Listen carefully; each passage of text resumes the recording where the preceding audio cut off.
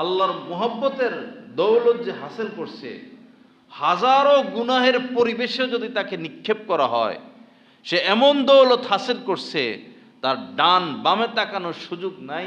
তার দ্বারা কবিরা তো দূরের কথা, সগীরা গুনাহ করা সম্ভব না। আসল দৌলত হাসিল করছে, যেই দৌলতের জন্য 30 পারা কোরআন আল্লাহ পাক নাজিল করছেন।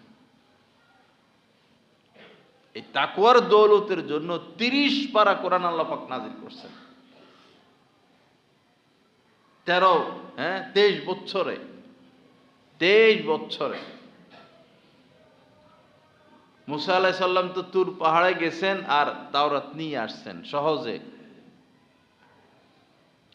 কোরআনে কারীম সহজে নয়, একটা একটা আয়াত, একটা একটা সূরা, ধীরে ধীরে ধীরে ধীরে যেন মানুষ গ্রহণ করে নিতে পারে। আল্লাহ পাক জাল্লে জালালু আমাদেরকে তাকওয়ার সম্পদ হাসিল করার তৌফিক দান করেন।